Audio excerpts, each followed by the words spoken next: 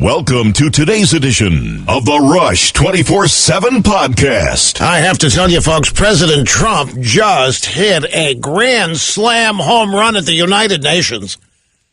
In everything he touched on, in everything he spoke about, I've never thought I would ever see this. He looked them right in the eye, and he told them why socialism and communism are abject failures every time they've been tried, everywhere they are. He looked them right in the eye and told them everything. You know what did not come up?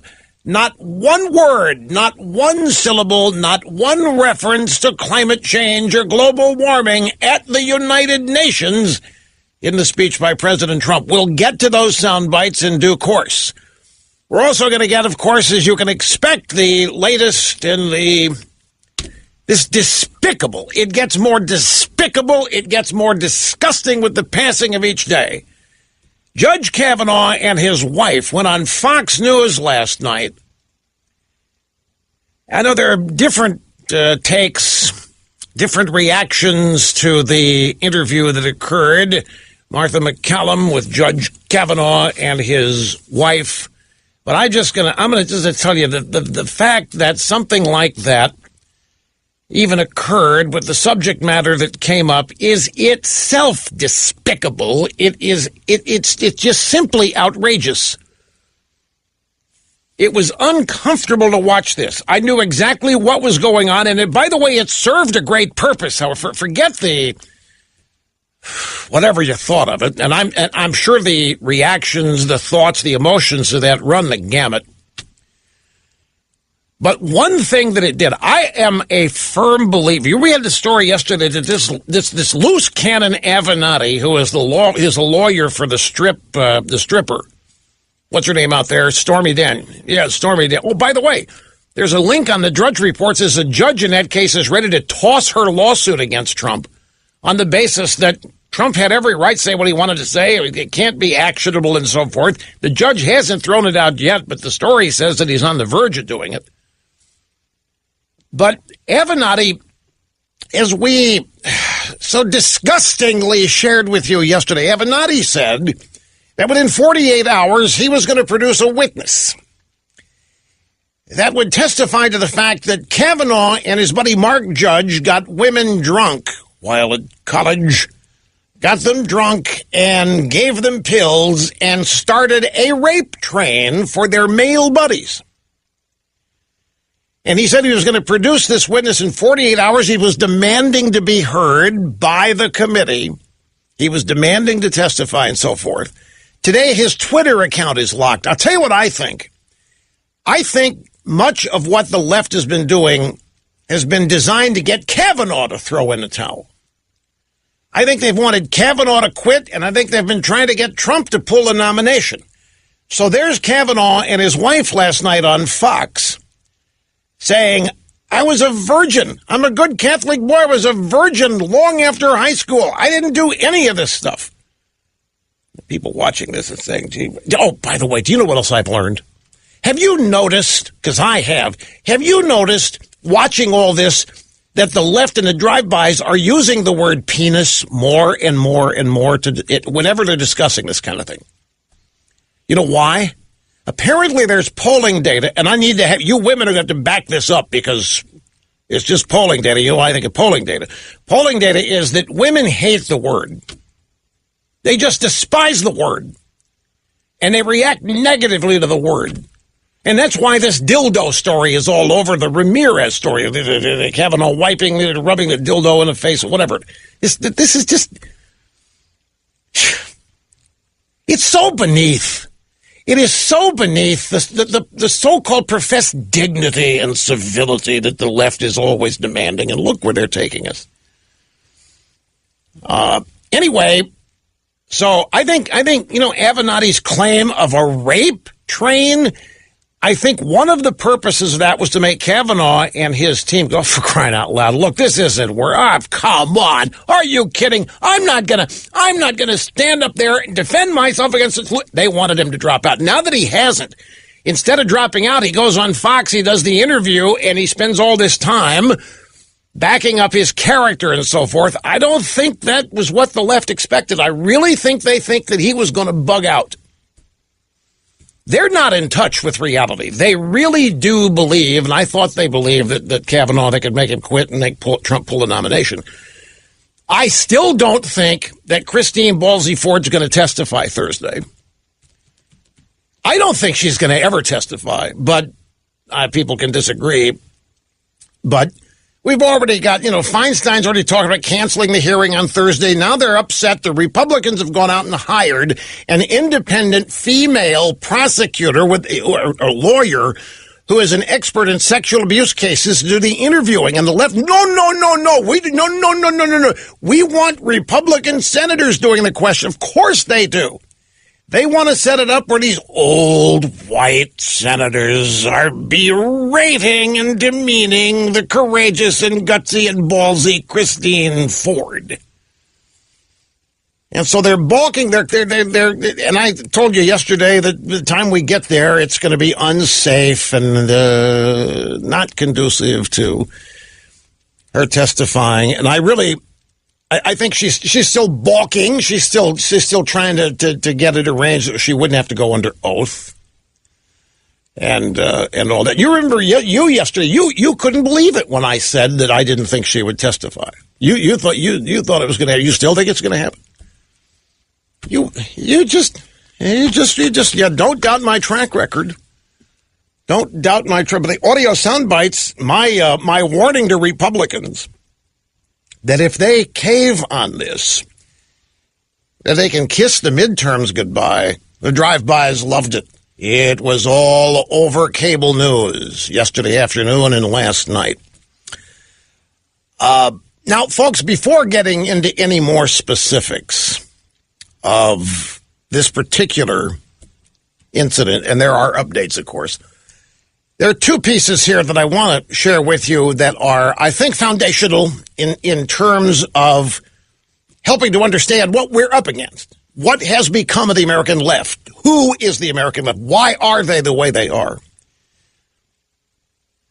I have opined recently that decent people just don't have any idea how to deal with this. Decent people do not wallow in muck.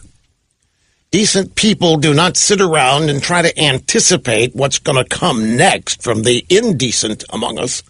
They live their lives. They try to do the best they can. Everybody faces obstacles in life. They do their best in overcoming them. Some do well, some don't. But decent people are not obsessed with what's coming next from the indecent side. And the indecent side is devoted to nothing but shock and awe as a means of forcing their indecency and perversion and all that on society and having it accepted as normal. And I have been back and forth in my mind trying to come up with ways to explain what I think the left is, who they are. And the closest I've come to it is my detailed and inarguable explanations and definitions of victimhood, victimology, and how we got there and what it means for society at large. Now, there were two pieces that just conveniently, coincidentally, have come along to help me back up and elaborate on my gut instincts about this. One of them is a little blog post from Jim Garrity at National Review, and the other is another column by the great and brilliant Dr. Shelby Steele, whose latest piece that runs in the Wall Street Journal is called Why the Left is Consumed with Hate. These two pieces go together quite well. What did I do? There's another story just to illustrate how out of whack things are.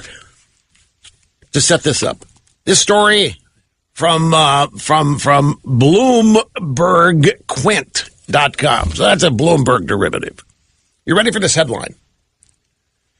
Millennials are causing the U.S. divorce rate to plummet. This is not good. The divorce rate plummeting, according to this piece, is the latest evidence of inequality in America. No, no, no.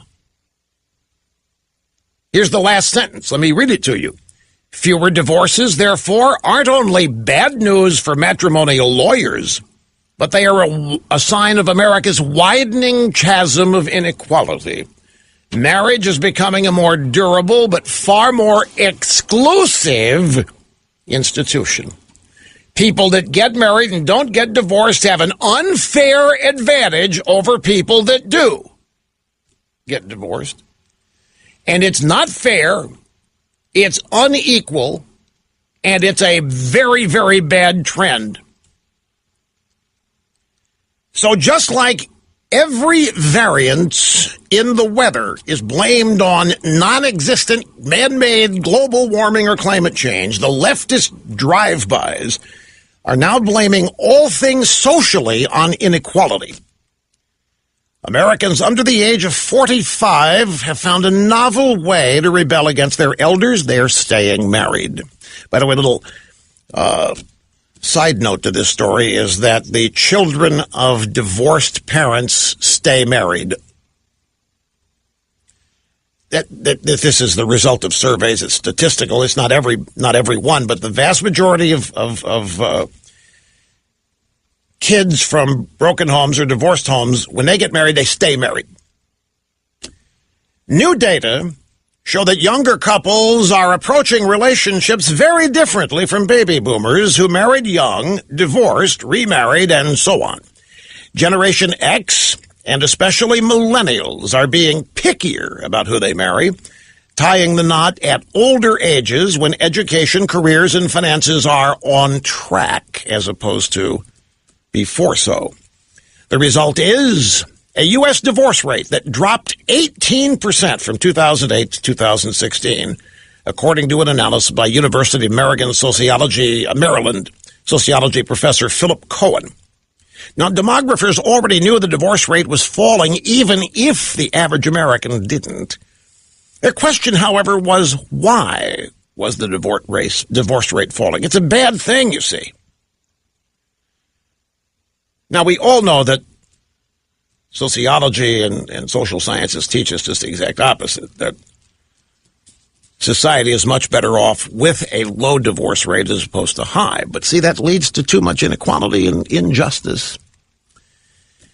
One theory is that divorce rates are falling largely because of other demographic changes, especially an aging population. Older people are less likely to get divorced, so maybe mellowing baby boomers were enough to explain the trend. Cohen's analysis of U.S. Census Bureau survey data, however, suggests something more fundamental is at work.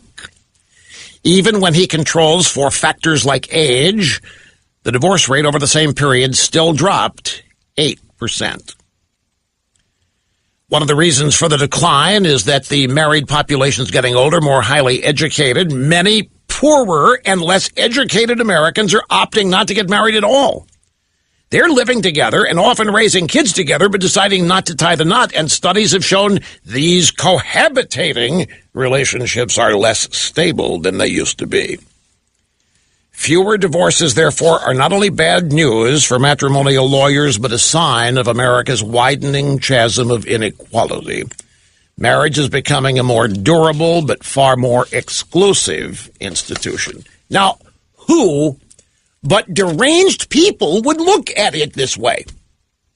The divorce rate plummeting is bad news for America because it's a sign of even greater inequality, a sign of a greater division.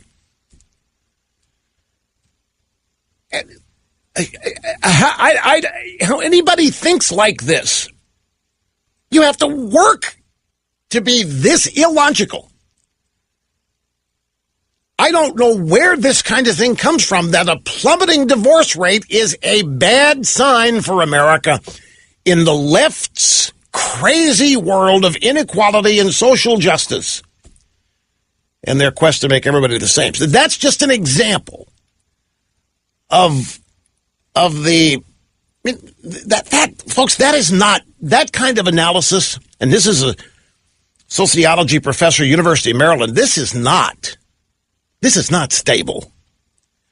That kind of thinking is not, well, it's not normal. And yet there it is, and it's out there, and it's being widely reported with the drive-by media, probably applauded and supported by others. So where is this coming from? Where is all of this indecency coming from? Why? Why is it so taking over the American left? And that's where these two pieces come in. Jim Garrity's little blog post and Shelby Steele's piece. So let's take a brief time out. We'll get to that. And believe me, these two things will set up everything that follows that we talk about regarding Kavanaugh, Ballsy Ford, Ramirez, Avenatti, and that whole sick bunch that we call the Democrat Party or the American left. I guess I got an email. Rush, you sound so confident about all of this in terms of the way you describe the left and what they're going to do and what they're thinking. You can't be that confident. Nobody is. Yes, I can, folks. Look, I really don't like talking about me, and I really don't like inserting myself into situations like this where I have nothing to do with it. But experience, guided by intelligence, this has happened to me. And not just one time. It has happened to me in a major way, and if I said three words, you would remember it. St. Louis Rams. When it was revealed that I was a minority participant in an ownership group to buy it, look at the lies and the literal garbage that the entire United States media and sports media published about me. That I was advocating for a return to slavery because blacks were better off in those days. Things I had never said, things I had never even thought, places I had never been where I was saying these things, and they were just echoing and being amplified all over the country. And it was after this, the fact that I was in this ownership group, it leaked on ESPN, and I know where it came from. Goldman Sachs was arranging the sale of the Rams, and I was a minority participant in this ownership group, and they put it out there that I was one of the figureheads and decision makers and so forth. And I'm sitting here bombarded with, and not a single reporter ever called me to ask me, is it true? Did you say? It all emanated from books that were made up about me and lies. They were Media Matters things. They were things that if I had let go and not talked about could have ended a career. You just can't say you support a return to slavery because it was better for African Americans back. They had me saying that. We spent weekends preparing a dossier, if you will, a notebook finder disproving all of this, and sent it to everybody we knew in the NFL. So, and I'm not trying to relive, I'm just telling you, I have experienced this. I know who these people are. Even if that had not happened to me, I know who these people are. And that instance was not the only one over the course of my 30 years here. So do not doubt me when I tell you what's on the minds of these people on the left and their tactics and how they go about it. And when I tell you that the media publishes things that nobody's ever said and nobody's ever done, like Kavanaugh, you can make book on the fact that they're making it up or believing somebody who is making it up. Don't doubt me. There's nobody understands these people and willing to say it than I am. Hang on. We'll get to these two pieces right after this. By the way, National Geographic Channel last night did a show focusing on the 90s, and your host was a central focus of their focus on the 90s. In fact, National Geographic Channel last night focused on how I changed politics forever, which is probably true. And, of course, they, like everybody that doesn't know what they're talking about, blamed the lifting of the fairness doctrine. So that is coming up. First, Jim Garrity. Folks, this is so right on the money. The more time I spend covering politics, Mr. Garrity writes, the more I'm convinced that a significant chunk of grassroots political activists aren't really arguing about politics at all. These people are actually battling personal psychological issues and projecting it onto the world of politics. Every problem they had with a parent is projected onto authority figures. Every religious person who ever scolded them or made them feel guilty becomes the embodiment of all organized religion and demonstrates the menace of organized religion. Because they've had a bad experience with a member of a minority group, that experience reveals something sinister about every member of that minority group. The cop who wrote him a ticket instead of giving him a warning demonstrates the danger and corruption of law enforcement can lead to Black Lives Matter. The boss who fired them for shoddy work exemplifies the inherent cruelty of the capitalist system.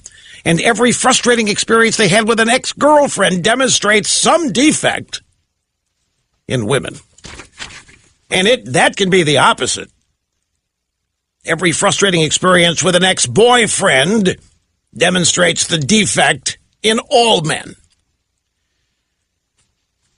I think a lot of the issues they are grappling with stem from the fact that most of these people have never done anything big with their lives, and so everything has to be imbued with drama of an approaching Armageddon in order for them to feel as though their meaningless lives have meaning. Now, I have said this over and over again, a different way. Everybody wants their life to have meaning. Everybody wants to matter. And a lot of people feel overwhelmed, powerless, and like they don't matter. And one of the fastest ways to make yourself feel like you matter is to become a victim, member of an organized victim group. And when you do that, a number of sea changes occur to you. When you become a member of a victim group, you are admitting that you are a failure. But you are admitting it isn't your fault. It's society's at large, or the cops, or capitalism, or religion, or something. When you become a victim, you are then signaling that you were owed. People need to give you something for all of the mistreatment that you have suffered. I think this is so right on the money, and I could give you some classic examples, like transgenderism. I know that there are many transgenders in this audience, so you have to be careful here. I just want to tell you that there is a former, I guess he's a retired director of the Department of Psychiatry at Johns Hopkins Medical Center and University, who wrote many years ago that sexual identity is a psychological issue and it needs to be treated as such, not with gender change surgery and this kind of thing. That it's a sad thing, it's very unfortunate, but it needs to be dealt with therapeutically and so forth. Of course, he has been ignored or destroyed, depending on when his name comes up. But that's not the only example. I think this is so right on the money, and there's so many elements of this that ring true. The feeling of powerlessness, the comforting thought that it's not your fault, that you're a victim of some powerful entity or person or system. And then you become a member of the victim group and you have instant rage and anger that is justified and encouraged. And then you enter the political system under the aegis of your psychological problems being legitimate political issues. These people all naturally will gravitate to the left because that's where psychological disorders primarily reside. The Democrat Party has made it well known that they will use whatever they can in order to win power. And so they have built a coalition of very disparate groups, minorities, including women and union workers over the years, African Americans, Hispanics, Latinos, you name it. But in each instance, they're not, in terms of the rank and file, they're not successful. as Garrity writes, they've really not had something big happen in their lives. They've not had something reinforcing that they're worth liking themselves, worth loving themselves. And so if you notice, the leftists are constantly angry. They're always agitated. They're never happy, even when they get what they want. Even when they get more than they want, they're never happy. What kind of disorder? Like last night, Ted Cruz and his wife were hounded out of a restaurant in Washington. Ari Fleischer writing about it. He says, I've been to Washington a long time. This is a sick town. This is a sick town. Simply because you disagree with somebody, you go into a restaurant and you start hounding them to the point that they have to leave. That isn't normal. But the Democrat Party normalizes it and promotes it, validates it, empowers it. And so all of these various disorders of one kind or another become empowered and fundamentally important to the electability and future of the Democrat Party. Sad thing is, the Democrats don't do one thing to really help these people. Their policies don't help them. Their direct attempts to help them don't help them, because Democrat constituents are constantly enraged. They're constantly angry. They're mad, unhappy, blaming everybody, somebody else, for whatever they think their plight is. They invest in the Democrat Party to fix it, and fix it means get even with whoever it is that's responsible for these people feeling the way they feel. Get even with the church. Get even with the cops. Get even with the Koch brothers. Get even with whoever it is that epitomizes capitalism. It becomes understandable when you see these people desiring tax increases on the rich. They don't care whether it helps or hurts them. Doesn't matter. As long as somebody gets punished. The Democrat Party has become the party where most of its constituents want the leadership of the party to punish. And so Kavanaugh, as the latest example, is being punished simply because he is normal, simply because he has achieved, simply because he's done something that most leftists and Democrats can't and haven't. That isn't fair. It's unequal. And so he's got to be taken out just on that basis alone, because Kavanaugh represents grand inequality. Kavanaugh represents what's wrong with America in any way. So regardless whether he's guilty or not, he's got to be destroyed. Once they set their targets, once they put you in the crosshairs, doesn't matter what you've done. You've got to go, because rage and demanding punishment is the elixir in their minds. That's what's going to make them feel better. The thing is, it never does. Even when they succeed in having their enemies punished, it never makes them satisfied. And it can't, because as victims, they have built a wall, a block into discovering what actually is to be fixed in their lives to change them. By becoming a victim, you say, I've done the best I can. I can't do any more because the world's stacked against me, and I'm going to have my buddies in the Democrat Party protect me and get even with the people who've made my life miserable. I think Garrity is exactly right about this. Again, he writes, the more time I spend covering politics, the more I'm convinced that a significant chunk of grassroots political activists aren't really arguing about politics.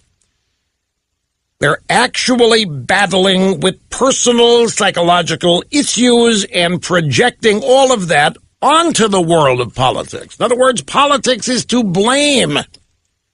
And of course, when we're talking about who's to blame, well, you blame the normal, you blame the happy, you blame the satisfied. Who's that? Well, in the modern day, it has become conservatives or it's become Republicans. And that's the battle that we're in the middle of. And most people on our side don't have any idea. They don't recognize it. We think, well, this is the left. This is American politics. It's a Democrat Party. And it is, in the sense that these people are Democrats and vote Democrat precisely because they think the Democrats are going to punish whoever it is that ruined their lives. made them miserable, made them unhappy. And it runs the gamut. You can explain this with every different Democrat constituency. You could illustrate the point with everyone. Pick women, you could make the point. Speaking of which, somebody sent me a note last night. I said, you know what?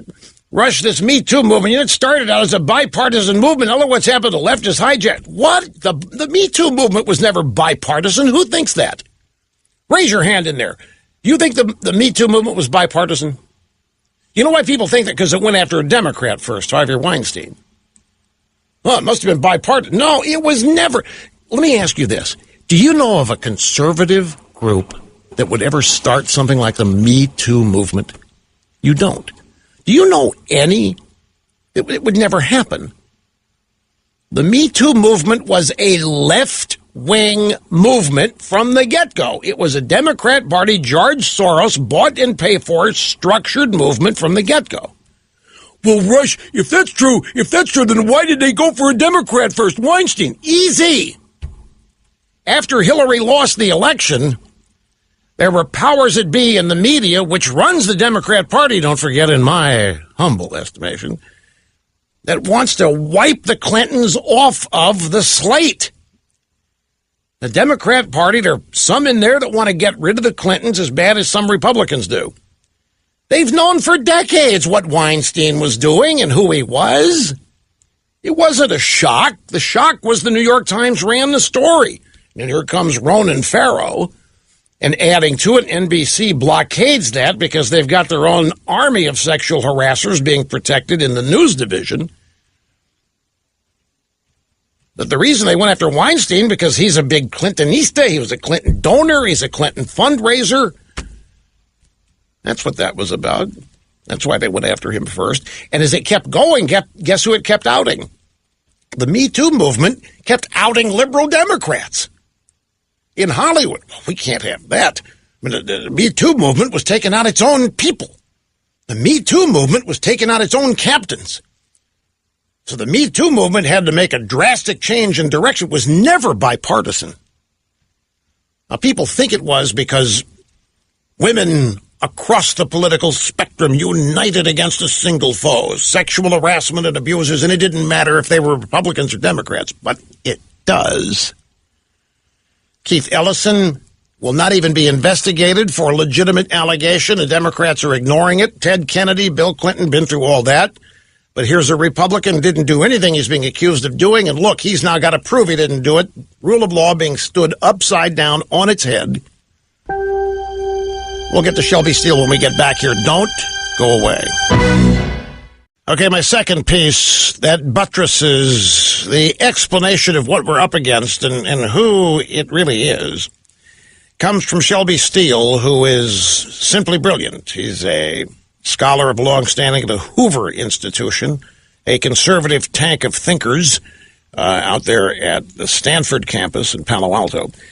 And his piece called Why the Left is Consumed with Hate, Lacking Worthy Menaces to Fight, the Left is Driven to Find a Replacement for Racism. Failing this, what's left? That's the subhead. Now, here's the conclusion. I'm going to go backwards, forwards. Conclusion, yet the left is still stalked by obsolescence. There simply is not enough real menace to service its demands for power, meaning there isn't real mean-spirited racism, sexism, bigotry out there. They have to make it up. They have to manufacture it. They have to lie about it, such as Kavanaugh. He's not a racist, sexist, bigot, homophobic, any of these things, but look what they're saying about him. His point is they've run out of real menaces. The voices that speak for the left have never been less convincing, Shelby Steele says. It's hard for people to see the menace that drives millionaire football players to kneel before the flag. And then there is the failure of virtually every program the left has espoused. Welfare, public housing, school busing, affirmative action, diversity programs, and so on. For the American left today, the indulgence in hate is a death rattle. They have run out of legitimate enemies and opposition. America is not this dastardly place they make it out to be. And they keep swooping to the bottom of the gutter and lower, coming up with new menaces that they have to manufacture. And hate is the latest one. How did the American left conceive to bring more compassion and justice to the world in their minds? And believe me, in their minds, that's what liberalism is. More compassion, more tolerance, more justice. It's absurd, but that's what they think. How did the American left become so given to hate? It began in the 1960s when America finally accepted that slavery and segregation were profound moral failings. That acceptance, the admittance, the admission that America had a really rotten element in its past, when America finally accepted that slavery and segregation were profound moral failings, that acceptance changed America forever. It imposed a new moral imperative. America would have to show itself redeemed of these immoralities in order to stand as a legitimate democracy. And as far as the American left is concerned, that redemption can never happen. By design. America can never redeem itself. America can never recover. The genius of the left in the 60s was to perceive this new moral imperative and identify itself with it, and then claim that America was an admitted failure with no hope of improving. And that has carried forward even to today. Back here in just a second, folks. Okay, to all of you that are on hold, please be patient if you can. We're going to get to all of you as quickly as possible. We have some great calls lined up here, and we just barely scratched the surface of everything we could possibly touch on here today, so it's going to be fabulous. Just stay right where you are. Hi, welcome back. Great to have you. Folks, we're reaching that point of the program where I realize that everything I've got here, I'm going to have trouble getting in. And that then starts, if I start feeling the pressure. I've got so much, I got great phone calls. I've got a bunch of stuff I really need to get to. And I'm feeling the pressure that I might not be able to squeeze it all in there. So we're just going to try. A telephone number, if you want to be on the program, 800-282-2882. The email address, lrushbo@eibnet.us. Grab soundbite number 33. This soundbite of me yesterday on the program talking about what's going to happen to Republicans if they don't confirm Kavanaugh is making the rounds of cable television all afternoon yesterday and now even into today. And the president even just tweeted it. The president just tweeted my comment, and which means he endorses it. Look, I had no idea that it was going to be glommed onto by virtually every drive-by media outlet, but it has been. This is why I said if Grassley waits long enough, the Democrats will come up with a woman claiming to be Kavanaugh's secret Russian wife. That Trump paid Kavanaugh's second wife to hire a bunch of prostitutes to urinate on the bed Obama slept in when he was in Moscow. If they wait long enough, somebody's going to come up with that woman. Kavanaugh's second wife, who's responsible for Trump urinating on the bed in Moscow, from the dossier. Here's CNN discussing it just moments ago on the noontime show hosted by John King. You're getting from the voices of Rush Limbaugh telling Republicans, don't be cowards, don't blink. If the Republicans do not get this vote taken and have Kavanaugh confirmed, you can kiss the midterms goodbye. You can kiss goodbye holding the House, and you can kiss goodbye holding the Senate. Because whatever the Democrats think of their base, the one thing I know is that if you guys fold on this and cave and keep bending over backwards, you've done that enough. If you guys don't conduct this vote in defiance of all this, and if Avenatti gets 1 foot in the door to a Senate committee to start telling his story, then you can kind of kiss goodbye Republican chances in the midterms in November. A pretty honest, this is about power, description from Rush Limbaugh. That this is not, in the case of Professor Ford, at the minimum, an accomplished person who has a credible allegation. Brett Kavanaugh denies it. They both deserve to be heard and treated fairly. But Rush Limbaugh's not talking about that. He's talking about, you do this, or else our voters won't come out and you will lose power. How can I be misunderstood here? This woman has had more than an opportunity to tell her story. There isn't any evidence. I got to back it off here. She has no evidence. Nobody has any evidence. That used to matter. That used to be the determinant.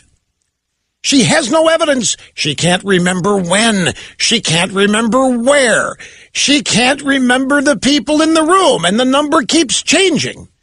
Originally, it was 4 people, and everybody that she's named has denied it, including one of her friends. She doesn't have any evidence. She doesn't want to testify under oath.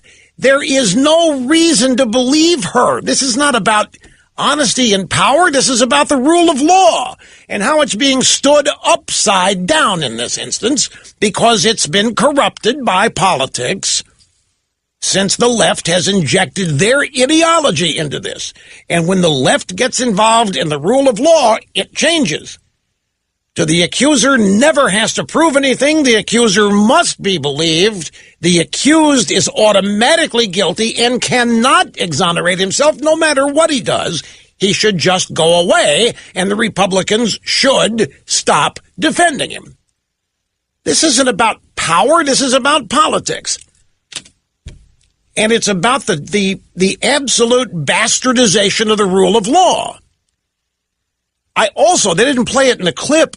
I said as part of my little statement yesterday, Senator Grassley, you guys have done everything you could to show fairness.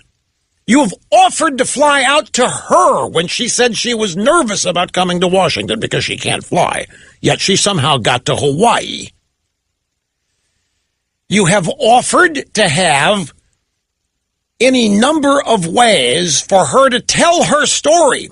You have made it abundantly clear you want to hear her story. You don't have to do any more to prove your fairness and your openness. The fact of the matter is, this woman was never going to testify. Her lawyers, the point is not what she has to say. It never has been. The point is to stop and derail and delay the process here, hopefully beyond the elections that the Democrats think they're going to win, so that then they can have a justifiable reason for not going forward with this, because they're going to control the House and Senate come January, and they would not confirm this guy anyway. That's all this has ever been about, is delaying and stopping, and it only happened after the Democrats realized, after going through millions of pages of documents of Kavanaugh writings and utterings and sayings, that they had nothing on him. Only at the last minute did Dianne Feinstein leak this thing out, her letter, because they had exhausted every other legitimate attempt to get Kavanaugh. But he passed his own testimony with flying colors. He passed his exam. He passed 6 FBI background checks throughout the entire time he has been a federal judge. There is nothing that has been found to disqualify him. It's quite the opposite. He is among the most qualified to ever be nominated for the United States Supreme Court, and that is the real problem, because he is a conservative. There is no justifiable reason to not go forward with this confirmation vote. The woman has been extended every opportunity and has failed to access and act on every invitation and opportunity. The Senate leadership has bent over and been flexible with all of the demands that her left-wing activist George Soros-funded lawyer have demanded.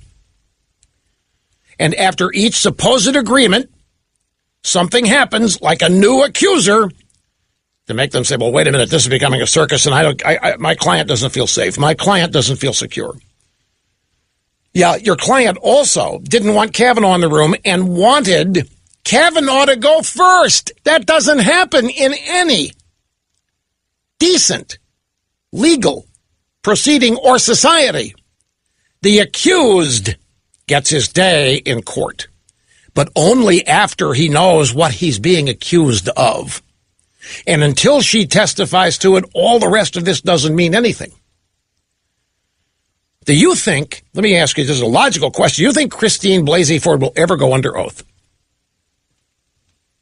Well, I'm just asking because once you do that, that changes everything. You go under oath. There's a reason why it leaked out that she didn't want to go under oath.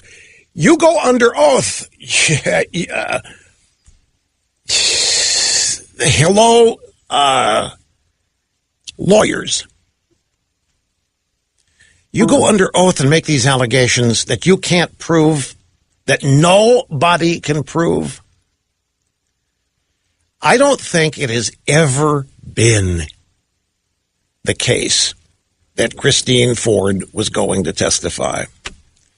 I don't think they thought it would get to this point. I believe just like they thought that they would beat Trump and wipe Trump out, just like they thought the Access Hollywood video would destroy Trump's campaign, they thought all that they have done now with the Avenatti pile-on yesterday would force Kavanaugh, for the sake of protecting his family and the rest of his life, to say, screw this, and withdraw his nomination. He hasn't. He went on Fox last night and doubled down. He's in it, and he's going to fight it side by side with Donald Trump. Not supposed to happen. Kavanaugh, Trump behaving not according to the Democrats' script that they had dreamed of or imagined. So the idea that she hasn't been treated fairly is not true. They have established deadlines, and she has missed them, and they changed the deadline. They have given her how many additional days to show up and testify, and each deadline comes and goes, and another excuse is offered as to why she can't make it, and another one is offered by Chairman Grassley. In my mind, the Republicans don't have a thing to prove in terms of showing their fairness and their legitimate desire to hear her. The president has said it would be wonderful if she testified. The Republicans have made it abundantly clear they want to hear what she has to say. The only person who has not availed themselves of the opportunities that have been offered is the doctor, Dr. Ford, for whom the red carpet has been rolled out. And she refuses to even drive up to the carpet and get out of the car and show up. And I don't think she ever intends to. Folks, she doesn't have any evidence. This is the one thing everybody's forgetting. All we've got here is an allegation, or a series of them. The names that she's given do not corroborate people. She can't remember enough specifics. We get excuses for that. Well, that's right, Mr. Limbaugh. She's so traumatized. She worked so hard to forget this and didn't ever want to remember it until Kavanaugh's name was mentioned. Well, how many years went by after Kavanaugh's name was mentioned for this job and that job and so forth, and she never came forward. She didn't come forward. She wasn't brought forward, however this happened, until the Democrats ran out of ammo. When the Democrats ran out of ammo, it's, hey, Di-Fi, you still have that letter? This is the time to drop it. And so the Democrats have, the people that have put Christine Ford's identity in the public domain, it is they who have made her feel unsafe and insecure. By the way, who sends a letter of allegations like this and says, by the way, I don't want you to do anything with this, and I don't want you to mention my name, and I don't want you moving this forward? Who sends a letter like that? Do we even know, I dare ask, that she wrote this letter? Do we even know?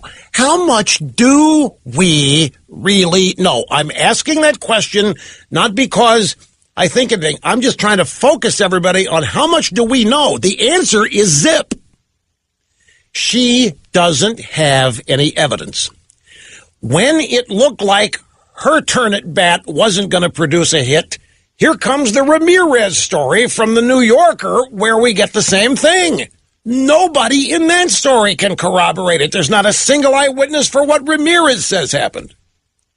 So here comes Avenatti with the rape train story and a promise that within 48 hours, one of his victims is going to show up and be a witness.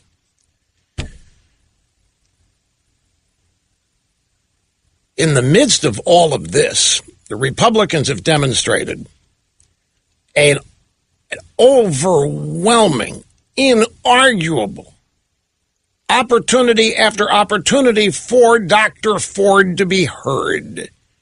And it is Dr. Ford who has not accepted the invitations and taken advantage of the opportunity. The Republicans have got to somehow escape the thinking that overwhelms or takes everyone in Washington and realize how their voters are seeing this. They see this for what it is. It's a setup. It's been a setup from the get-go. We've seen it before. How many times have we seen this in one form or another? How many times have they run scams like this? Just earlier this week, yesterday, the news media told us for 7 hours that Rosenstein was going to the White House to quit before he was fired. No, it was a regularly scheduled meeting. Rosenstein wasn't fired, and now it might not be till Thursday. Now, Lisa Murkowski is starting to get wobbly out there, and the drive-bys and the Democrats are still focusing on Susan Collins, because it looks like now that there's not a single Democrat that's going to... That's another thing, that there were a lot of Democrats that were going to vote for Kavanaugh when this all ended. They're from red states. They don't want to anger the voters in those states who supported Trump in a by wide margins in the 2016 election. But then they drag this stuff all up. The Democrats thinking, hey, you know what? We've done this so well that our red state Democrats don't need to vote for this nominee in order to save themselves. So now they're focusing on Murkowski, and Murkowski was, this was on CNN earlier today, one of their reporters, Manu Raju, so I just asked Senator Murkowski, key Republican swing vote, if there should be a full FBI investigation into allegations from Kavanaugh's past. Murkowski said, well, it would sure clear up all the questions, wouldn't it? No. What is there to investigate? She can't remember where. She doesn't know what. She doesn't even remember the date. She's not even sure of the year. We're talking Haskell. We're talking 35 years ago. How does the FBI investigate this? Anybody? That's right. Put Peter Strzok, Smirk, and Lisa Page on it. Grab Andrew Weissman from the Mueller team.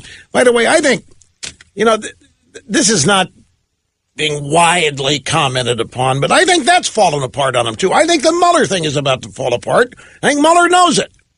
There's nothing there. There wasn't any collusion.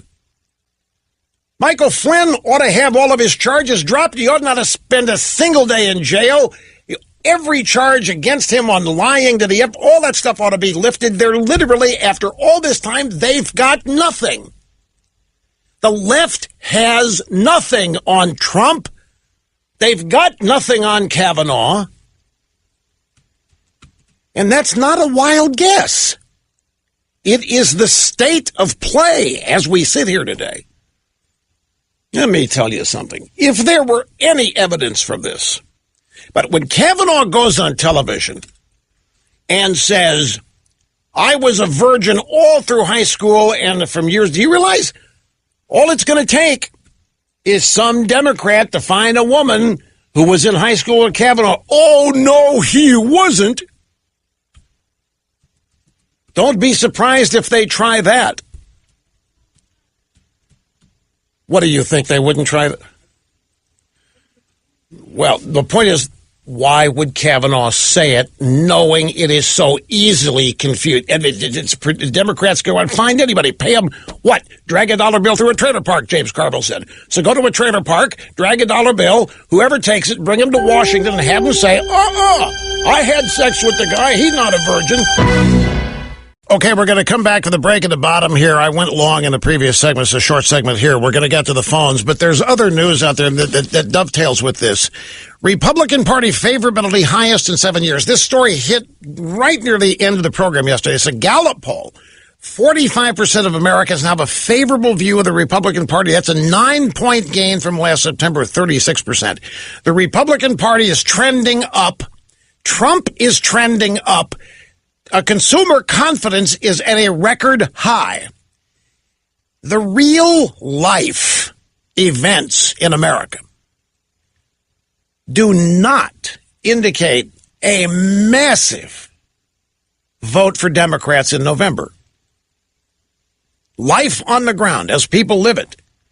Republican Party favorability sky high. During all of this, Trump's approval numbers bumping up during all of this. Don't buy this blue wave stuff. And there's more to back this up, which we'll get to after this brief timeout. President Trump is calling this entire episode with Christine Ballsy Ford and Ms. Ramirez a con game. Soundbite comment. In addition to the Republican Party favorability highest in 7 years, Rasmussen, 42% say the U.S. is heading in the right direction, 52% say wrong track. But last year at this time, 33% said we were heading in the right direction, 60% said in the wrong direction. So the trends are toward massive improvement in people's assessment of life on the ground. And here's more. Same Gallup poll. Democrats lose advantage with middle-class Americans, and the gender gap is collapsing. Whoa, wait, a gender gap. The gender gap is male, female gap. What that usually means is when the media starts talking gender gap, it means Republicans are losing the female vote because they conduct a war on women. The Democrat Party's advantage among American women suffered a 6% swing over the past year, according to a Gallup poll released Monday. In the latest poll, GOP favorability rose to 40%. Democrat favorability fell.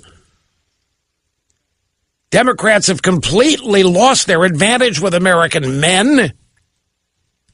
Republicans now enjoy an advantage with middle-class voters. A year ago, Democrats led Republicans 46 to 36 in the income bracket, 30,000 to 75,000. Now Republicans have the lead, 49 to 45.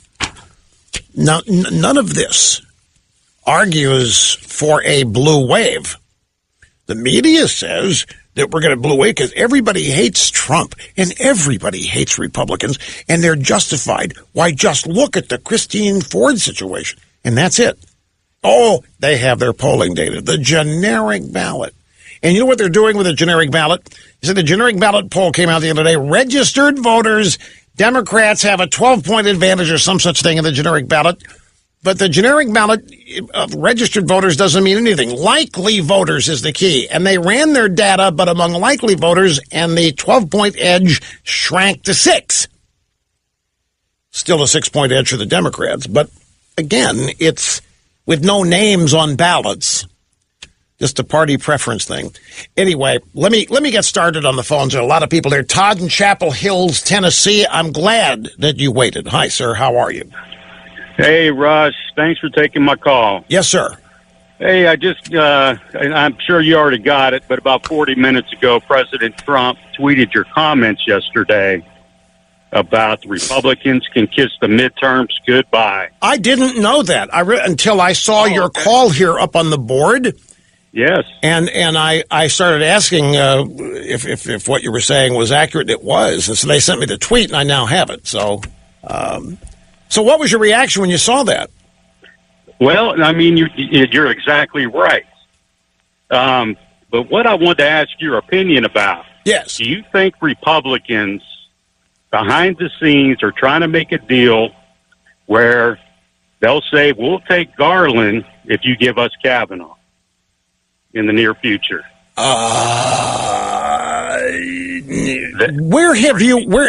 what Republicans and behind what scene is this discussion happening? Well, I'm just thinking to myself, because I know how Republicans are, they're weak. You haven't heard this. You conjured this up on your own. Yes. Okay. Well, the only thing I'd say about it is that the Republicans can talk about all this they want, but it's the president that nominates people. And unless he's in on the talks, but the Democrats are, this climate, I don't see the Democrats going. Let me tell you the truth of something here. If Scalia had passed away in any year other than the year he did, in other words, if Obama had a Supreme Court nomination not in an election year, he would have never nominated Merrick Garland. The secret here is the Democrats would never put Merrick Garland up if there was a Supreme Court opening and it was outside an election year. If they had the White House and if they had the Senate, Merrick Garland would never be nominated by the Democrats. He's too moderate. He's too old.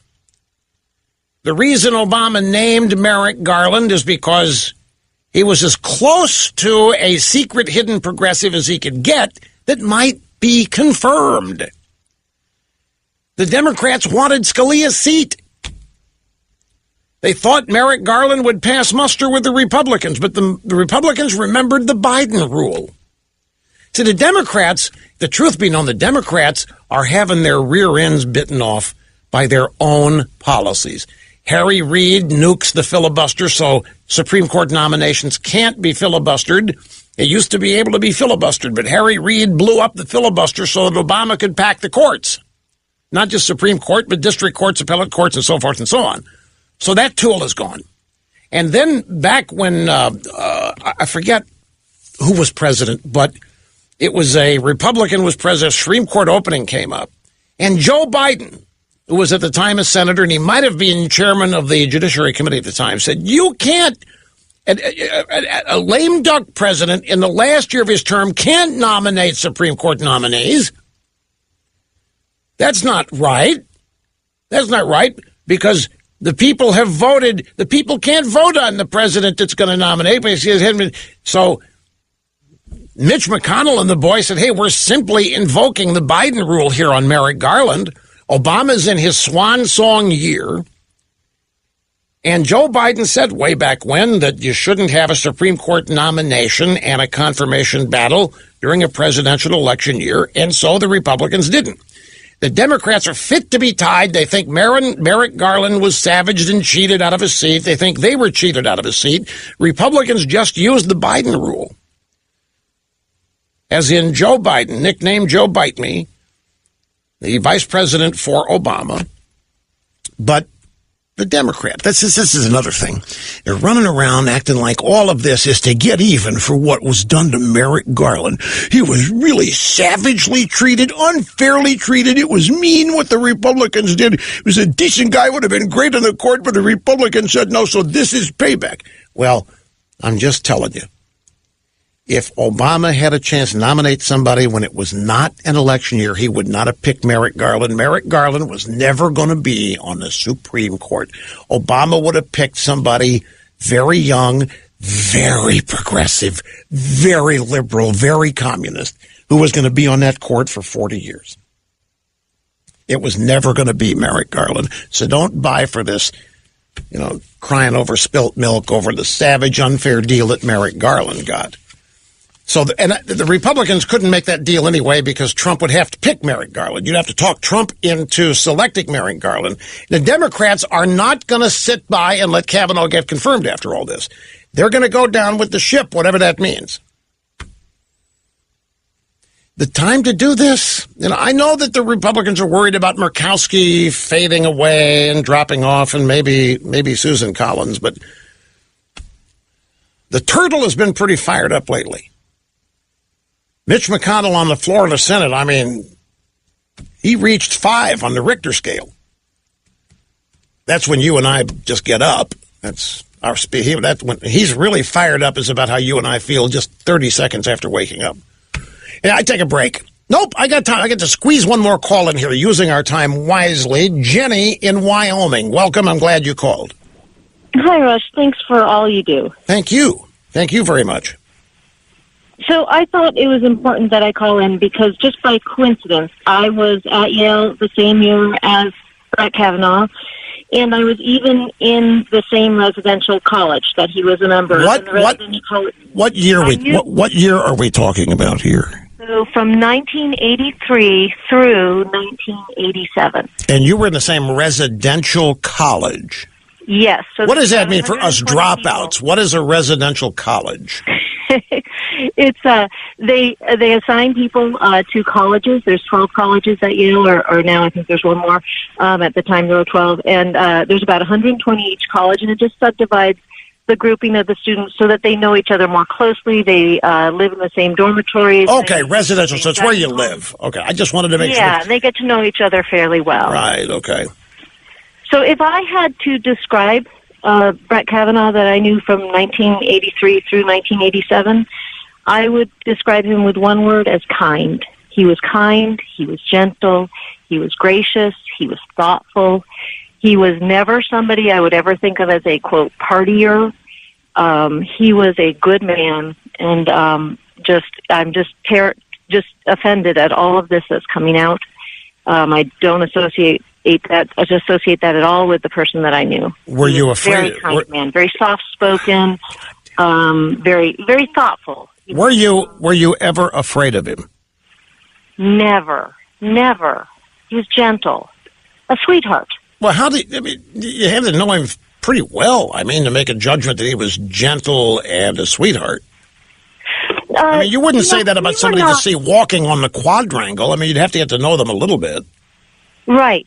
No, we weren't close friends or besties or anything like that. He was just another person in this group of 120 that all kind of know each other. You're in the dining hall together. Let me ask you this. Okay, so 120 people. Were any of them, that, as you recall, was there any scuttlebutt, reputation, winks and nods and whispers? Be careful of this Kavanaugh guy. The guy he's a snaky, sneaky, looks like this, but don't be in a room alone with him. Was there ever anything like that? Absolutely not. Absolutely not. And if there had been, I would have known because it was a small group of people.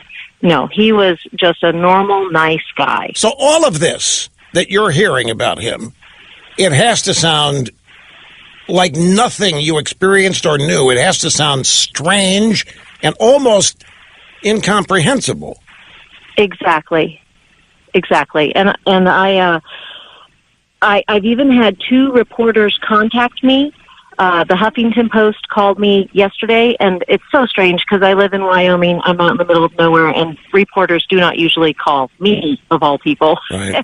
and they're trying to get dirt on him. I've had this happen once in the middle of the summer, and the person who called, the reporter, in the middle of the summer, when I wasn't able to give her any dirt, she started to lead me, just like leading a witness, and started suggesting terrible things I should say about him. And when I wasn't able to do that, she started leading me down. Could I say anything negative about the groups that he participated in, the clubs that he was a part of while he was at Yale? And I wouldn't say anything negative about them as well. I didn't have anything negative to say, but I was really offended that reporters are calling me, of all people, to get negative things to come up with, and it really makes me suspicious that these women who are coming forward have had something similar done to them as well, that somebody is leading them, is drawing them out, encouraging them. You said you got a call from the Huffing and Puffington Post yesterday? I did. Can you hang on? I got to take an obscene profit break here. We're a capitalist show. Can you hang on for a minute? We'll come back.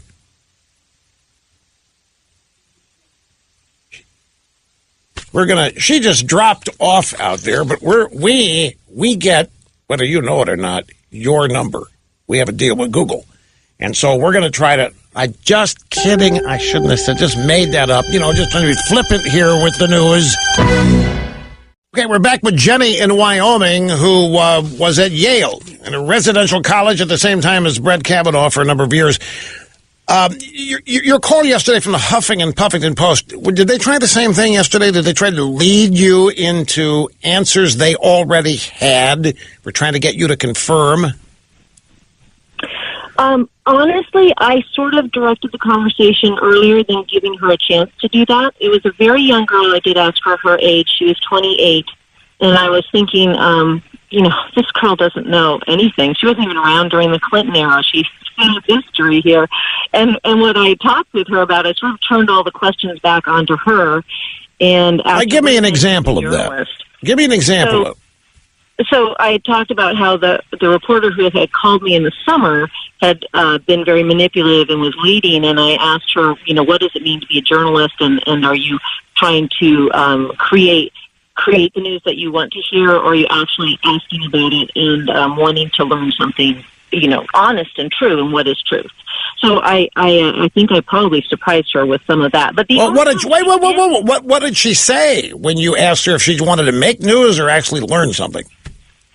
Well, the reply to that was that we have to protect these women, and that they have rights to, in that kind of angle, defending the women. And I talked about how, in my opinion, that Brett Kavanaugh is the victim. I mean, he is truly the one being victimized. And I asked her how it would feel if you had worked all of your life and had been a good person and been conscientious and had done the right thing, and then had suddenly, at this important moment in your career, been attacked wrongly accused, and how that would make her feel. And her response was that, well, he would still have a good job anyway. Okay, you know what, Jenny? Thank you for letting us call you back. This has been eye-opening, and I appreciate it. Just to review, she went to Yale, same time Brett Kavanaugh was there, same residential college, knew him, not well or intimately, but knew him. And none of this that she's hearing about him is anything she even thinks possible. Never saw one shred of evidence about any of it. Now, this little info bay from the Huffing and Puffington Post Huffing and Puffington Post. What would you think she was at? What would you think if you'd led a great life, you hadn't done anything to anybody, and all of a sudden here comes somebody with an allegation that they can't prove that you've done? Well, I would still have a good job anyway, even if well, this tells you how they're thinking, how they're justifying this to themselves. These reporters, particularly these young ones, are saying, even if Kavanaugh's kept off the court, he's still got a great job. He's still going to be on the D.C. circuit. No, he's not. This is one of the reasons Kavanaugh's fighting. So look, if it survives, if this outrage, if this perversion of truth, if this vile corruption survives, and if it is, at the end of this process, considered true that Kavanaugh is a sexual predator, how does a sexual predator stay on the D.C. circuit? This is not just to keep him off the Supreme Court. They're trying to ruin this man and destroy his life, reputation, career, family, and future, folks. That's who we're dealing with, and that's why this vote has to happen, and he has to be confirmed. This cannot go on like this. There's way too much at stake. Back in a second. As was the case yesterday, we'll dig deep into the audio soundbite roster, because we got a lot of gold in there when we get back from our obscene capitalistic profit timeout here on the EIB network. Yeah, you can make book on this too. Ruth Buzzy Ginsburg. She's going to hang on as long as she can. Her objective is to hang on till 2020. That's when the Democrats think that Trump will lose re-election. She will retire in 2020, and then the Democrats will say, wait a minute here, the Biden rule. Trump can't nominate her replacement. Anyway, greetings and welcome back. Rush Limbaugh at 800-282-2882, and the email address is lrushbo@eibnet.us. I want to make this is probably foolish, but I have the opportunity here, and I'm going to give it just a little bit of a shot. Over the years, I have very rarely made personal appeals to elected officials on the belief that it would be unsuccessful, wouldn't work. And it's probably still the case. However, if I had a chance to talk to Lisa Murkowski and Susan Collins, I would like to say just one thing primarily to them. I just saw a little news report that they're both wavering. Murkowski under the idea that it really would be great if we could have an FBI investigation. That would answer all the questions. Susan Collins, I don't know what specific thing or things that make it impossible for her to openly say she would support Kavanaugh right now, despite how they've treated her. They have disrespected her. They have blackmailed her. They've threatened her. They have run a GoFundMe campaign, the left has, on Susan Collins, claiming that they're going to fund an opponent of hers to the tune of $1 million to start unless she commits to voting no on Kavanaugh. She stood her ground. She wouldn't offer that promise. So they started to harass her with cardboard cutouts 3 feet in length of male genitalia. She openly expressed her disgust for some Democrat tactics and so forth. I know the pressure is on both Senator Murkowski and Senator Collins to look at this as male versus female, and they are being pressured to be loyal to their gender here, and they're being pressured to acquiesce to the Democrat leftist line of thought, which is that a woman must be believed, regardless and despite no evidence. A woman must be believed because men just naturally can't be trusted. And if there is even a slithering doubt of this, that Kavanaugh cannot possibly be confirmed. And I would, in probably wasted breath, ask both of them to rise above gender here and look at this in terms of human decency, basic humanity. It cannot have escaped either of you ladies how Judge Kavanaugh and his family have been treated. It can't escape you how he passed every exam before your committee with flying colors.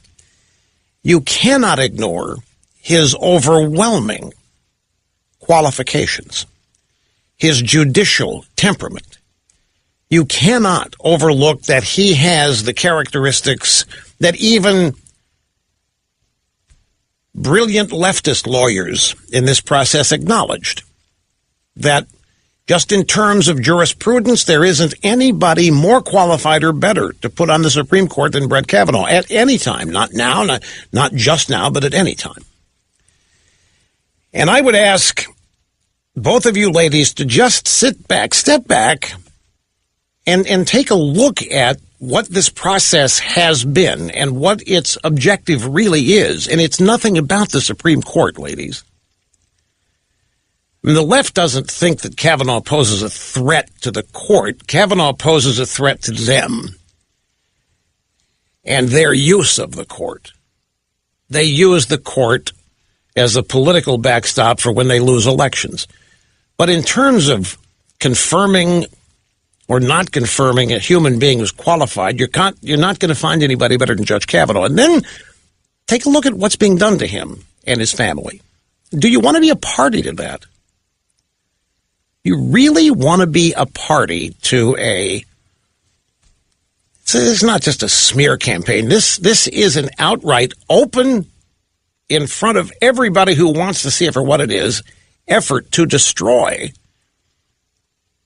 a fine man and his family, his entire life's work and future.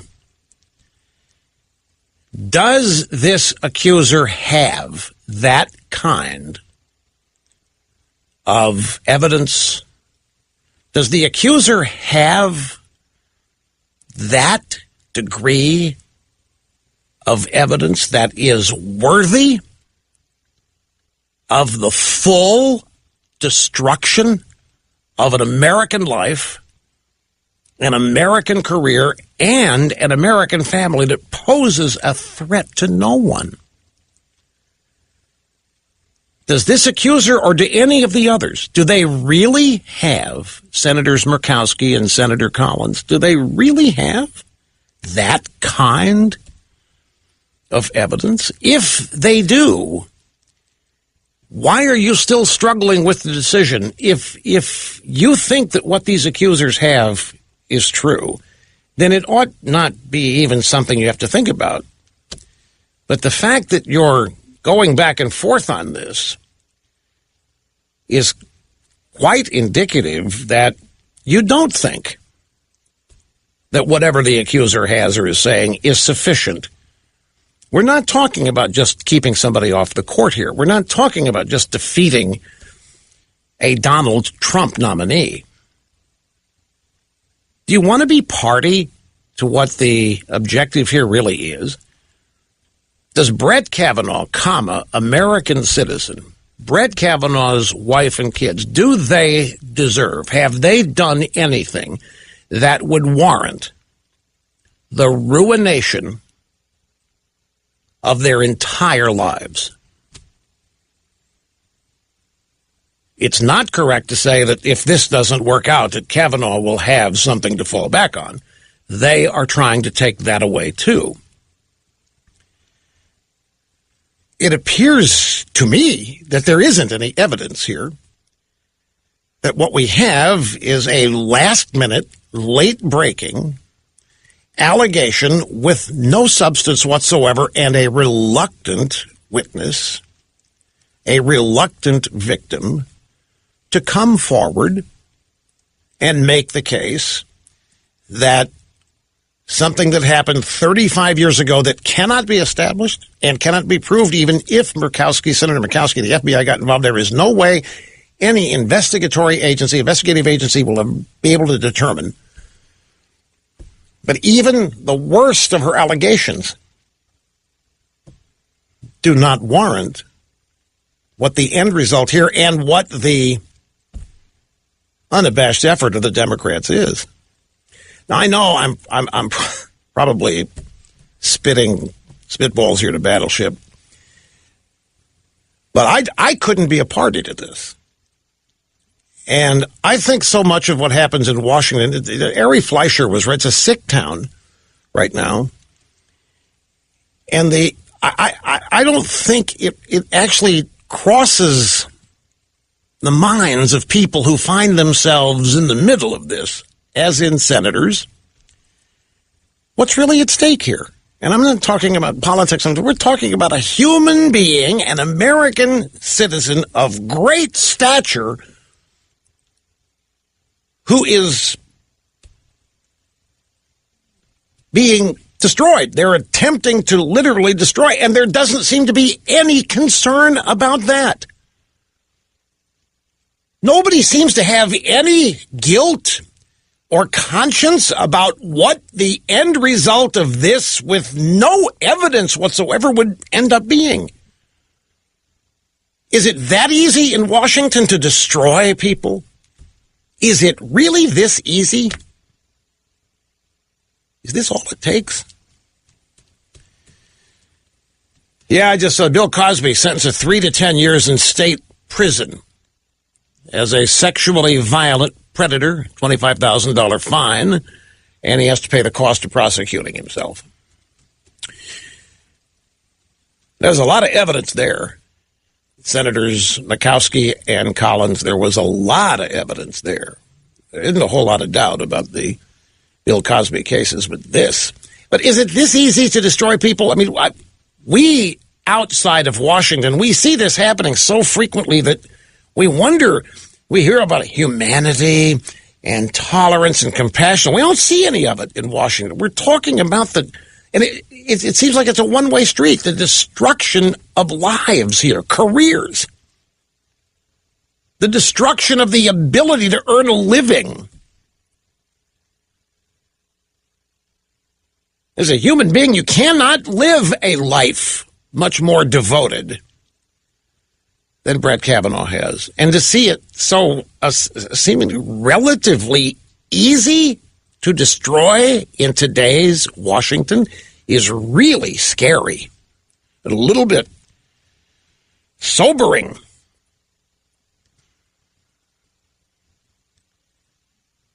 You claim to want to see evidence, but there isn't any. And there isn't going to be any. The politics of it, you're afraid to reject the allegation of a woman because you're betraying your gender. I would ask you, every senator in Washington, to rise above that. We're not talking about gender and loyalty to genders here. That's identity politics. We're talking about humanity, human being here. Didn't do anything to anybody, by the way. Before this all started, there wasn't one allegation that Brett Kavanaugh had done anything to anybody, had harmed anybody. So it just seems to me that, well, I know you've got a tough call to make in your world. Your women, the pressures here to be loyal to gender, and of course, there are stories of male abuse and harassment that are true. Undeniably so. But just because there's evidence that it has happened and does happen doesn't make it so in this case. And it just seems so obvious that the Democrats are attempting to continue to thwart the will of the American people every day. This nomination is the result of the American people electing Donald Trump.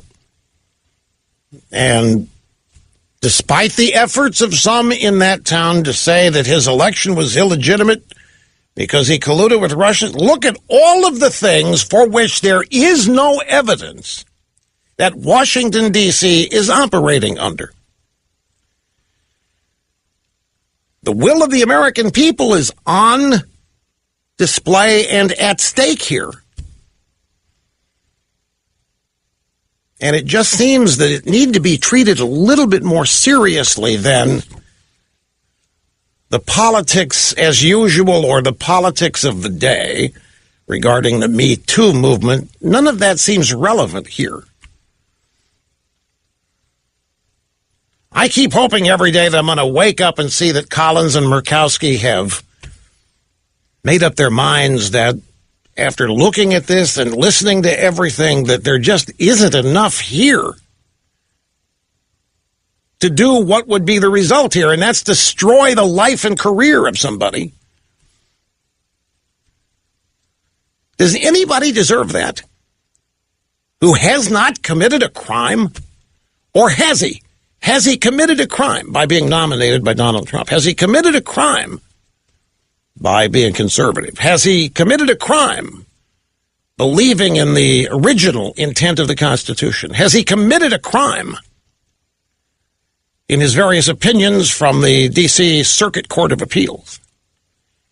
Well, no, he hasn't, unless you allow conservative thought, Republican ideas to be judged as criminal. Please don't participate in that. Realize you have a tough decision in your minds. And I know the immense pressure you both are under. But having a sense of decency toward humanity and being unwilling to participate in what is so obviously an effort to destroy, not just prevent a confirmation, but to destroy a human being with innuendo and no evidence. It can't be easy. to be part of that. I hope it isn't. Okay, folks, you got to hear this. This Donald Trump today at the United Nations. I have a pretty good memory. I don't remember hearing this way. I know we've had presidents go up and provide lip service in attacking the Soviets back during the Cold War, but taking on communism and socialism, using Venezuela as the real-life example of the horror, the sheer horror and terror of socialism and communism, with a bunch of communist dictators in the room, a bunch of tyranny experts in the room. Donald Trump, without a raised voice and without any bombast, let them have it. Not long ago, Venezuela was one of the richest countries on earth. Today, socialism has bankrupted the oil-rich nation and driven its people into abject poverty. Virtually everywhere socialism or communism has been tried, it has produced suffering, corruption, and decay. Socialism's thirst for power leads to expansion, incursion, and oppression.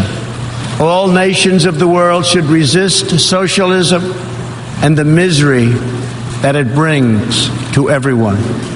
In that spirit, we ask the nations gathered here to join us in calling for the restoration of democracy in Venezuela. Man, that's just the tip of the iceberg. His entire speech at the UN today was perfection from beginning to end, in tone, in comportment, in morality. Perfect. It was a grand slam home run. Even the never-Trumpers, who I think are the most dangerous Trump critics out there, these never-Trumpers on the right, even they cannot poke holes at Trump's behavior in this particular address. Let me grab a quick call. San Antonio, this is Patty. Is that right? Yeah, hi, Patty. Welcome. Hi, how are you? Good. Thank you. Great. My thought is that when the day is done, this might actually end up being a good thing in the long run. I mean, it's horrible now, but we've seen that phenomenon where so many Supreme Court justices have been conservative prior to their appointment to the court, and then once they get into Washington and they get into that Washington bubble, they start going to the middle or even to the left. And my thought is that if Kavanaugh does get confirmed, he will know without a doubt who they are. I don't think he'll ever trust them again. And I think in a way that would almost ensure that he continues to, So you don't think that they'll be able to buy him off on a case-by-case basis with puff pieces in the Washington Post style section? If he's Exactly. I think he would be like Justice Thomas, who has been just stalwart, who has just been, completely right on, is immovable. Boy, are you right about that. Clarence Thomas, what a godsend for the court and for America. Clarence Thomas is. Not just has been, but is. And his legal mind and his brilliance is on display with every opinion he writes or concurs or dissents from. He's a genuine treasure, and you're right about Kavanaugh. I don't think it was ever a problem with him anyway, though, to say the truth. A man, a legend, a way of life. Learn it, love it, live it. A household name in all four corners of the world. And now, back to the phones of the Green Bay area with Attila. Attila, welcome to the EIB Network. Hello. Thank you. I'm a lifer. 1989, I was in high school, and I started listening to you while mowing my yard. Well, I appreciate that. That's always great to hear from lifers. Thank you so much. Yes, we need lions in this day and age, not lambs. And you, sir, are a lion who inspires a lot of folks in the younger generation, like Ben Ferguson and John Muir of our Green Bay radio station, young conservative. Anyways, to my point, sir, I feel kicked in the gut, and I want your reaction. Reason guided by experience and wisdom. What is your take, Rush, on the retraction of the declassification order by the president for the text messages between Peter Strzok, Donkey Teeth, Lisa Page, and Bruce Orr and Andrew McCabe and the FISA. I was so excited. And then the retraction came. The wind is out of my sails, and I wanted your reaction. You're not alone in that. A lot of people, and especially people like Devin Nunes and Mark Meadows, members of Congress, had a lot invested in this stuff being declassified and made public. Declassification is one thing, making it public is another. And here's what happened. Supposedly, some of our allies appealed to President Trump to not make the stuff public because it would be so embarrassing to them. Translation, the Brits. Translation, Cambridge and Oxford professors who do double time at MI6 and MI5, plus people are spies and so forth who work there. Because there is no doubt in my mind, given Stephen Halper and Joseph Mifsud and some of the others that the FBI hired as embedded spies in the Trump campaign, there's no doubt in my mind that they are up to their necks in this stuff themselves. And what's in these documents proves the coup. It establishes what was going on. And the deep state is witnessing this unravel in front of their faces. That's why all of this is happening with Rosenstein. And there obviously was an appeal made to Trump by our allies to not make this public for fear of damaging the allied relationship. At some point, that has to go by the wayside. I was disappointed like you, and a lot of people were, because we've been led to believe that these documents will put an end to all this and bring to light everything we have thought we've known that's been going on, that it will prove it, and even more. And I am a firm believer that this stuff is going to be made public at some point. I really do believe it is. I think Trump acquiesced to the wishes here of our allies for the time being, for the sake of other elements of his foreign policy that he wants to achieve. For example, at the United Nations today, this speech of his, it was strong. It was America first. He told Germany not to be dependent on one source of energy. This is Russia. But he didn't ream them. He just pointed out the mistake that they're making. He really laid out Iran, all of the horrible things that Iran has done. And he made a joke about Rouhani. He said, everything I hear about the guy is a very, very nice guy, but no, I don't expect to be chatting with him this month or this week.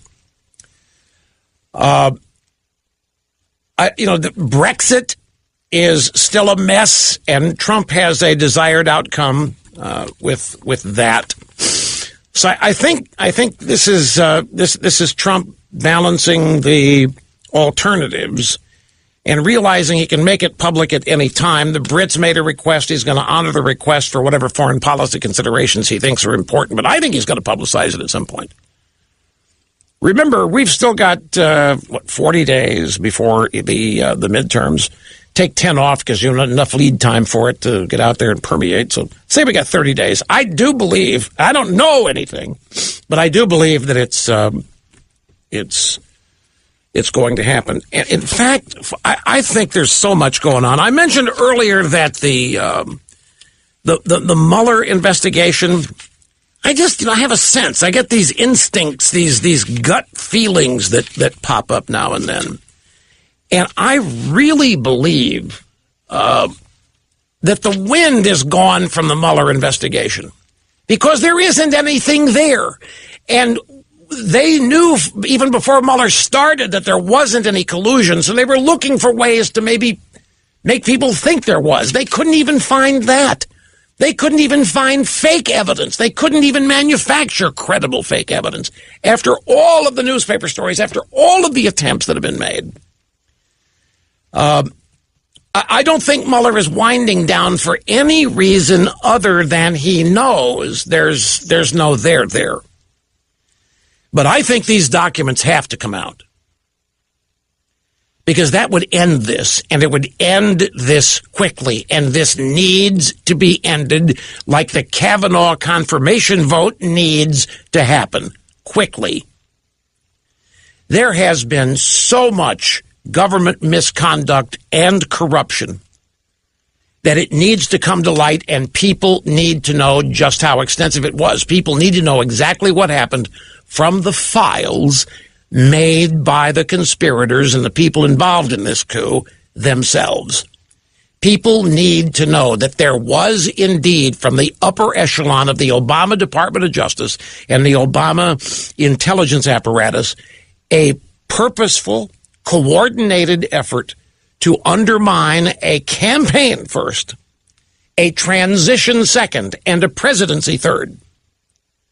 This needs to come out. It needs to be made public. The American people need to see the evidence, not written by newspapers, not manufactured by anonymous sources, but actual documents created by the participants who had to, because of numerous regulations and laws, document what they were doing.